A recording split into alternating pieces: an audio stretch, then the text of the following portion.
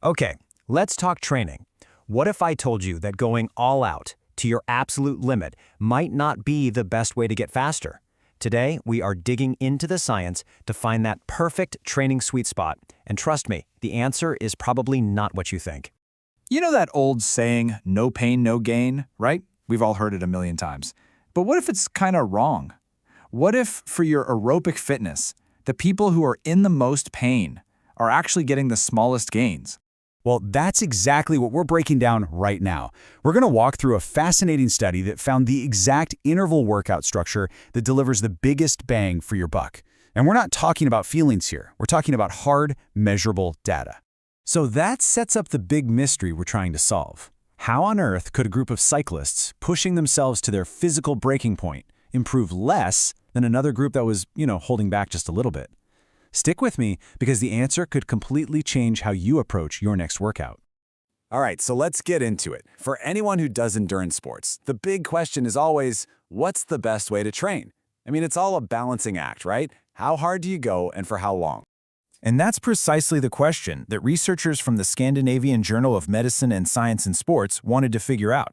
They took a bunch of already trained cyclists and tried to find the ultimate recipe for boosting their aerobic fitness. The setup was actually pretty straightforward. They had 35 cyclists do interval workouts twice a week for 7 weeks. But here's the really important part. Every single person was told to go as hard as they could possibly sustain for whatever interval they were assigned. So nobody was sandbagging here. This was about max effort. And this is where it gets good. It's the main event, the three-way showdown. They split the cyclists into 3 groups, and each group got a totally different interval workout. You can think of them as 3 different contenders, all battling it out to see which workout strategy is king. So in one corner, you have the grinder group doing 4 really long 16-minute intervals. In the other corner, the strategist with 4 tough 8-minute intervals. And in the last corner, the all-out group doing 4 absolutely brutal, lung-searing 4-minute intervals. And just to repeat, each group was going pedal to the metal for their specific duration. Okay, now we get to see who is really suffering. And it's not even close. The 4x4 all-out group, well, they felt like they were working the hardest. And just look at their blood lactate. That's a huge marker for physical stress. 13.2 is off the charts. There's absolutely no question these guys were pushing the hardest. So naturally, you'd think the 4x4 group would get the best results, right? I mean, they put in the most pain. But this is where things get really, really interesting. The results were, well, they were not what you'd expect at all. Let's look at the numbers. First up is VO2 peak. You can basically think of this as the size of your aerobic engine. And wow, it's the 4x8 strategist group that got the biggest improvement. They actually beat everyone else. Okay, maybe the all-out group just got more powerful? Let's check. Nope. When they measured the actual power the cyclists could put out at their peak, again, the 4x8 group took the top spot. A pattern is definitely starting to emerge here. And this right here is the final word. This chart shows how much they improved their power at lactate threshold, which is a huge deal. It's basically your all-day sustainable power. And the 4x8's group's improvement was more than double the other groups. It wasn't even a competition. It was a total blowout. The group that suffered the most improved the least. So, what on earth is going on here? Why? Why did that middle-of-the-road 4x8 workout crush the others? It's time to decode this sweet spot.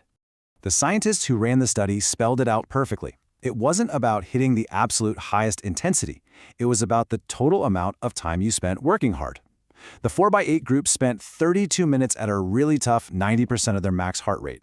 The 4x4 group went a little harder, sure, but they could only hang on for 16 minutes. It turns out time in the zone was the real winner. So it all boils down to this trade-off. The all-out 4x4 workout was so ridiculously intense that the cyclists just burned out too fast.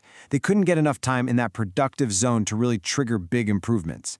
But the strategist 4x8 workout, it was the Goldilocks zone, just right. It was hard enough to force an adaptation, but sustainable enough that they could rack up a ton of quality work. It's not about the peak, it's about the dose. Okay, so that's the science, that's the why. But the big question is, what do we do with this information? How do we take this out of the lab and actually use it to make ourselves better? If you remember one thing, one number from all of this, make it this one, 32 minutes. That's the total time, 4 times 8, that the most successful groups spent on their intervals. That is a fantastic target to keep in mind for your own training. So here's the bottom line for you. Stop thinking about just surviving the hardest workout of your life. Instead, focus on spending more total time in a zone that's productively hard. You got to find your personal sweet spot. And please, remember, the workout that leaves you totally wiped out on the floor isn't always the one that's making you faster. Being consistent with a smart plan like this 4x8 is going to beat those random all-out gutbusters every single time. So the next time you head out for a workout, ask yourself this question. Are you just training hard, or are you training smart? Because as we just saw, those two things are definitely not always the same thing.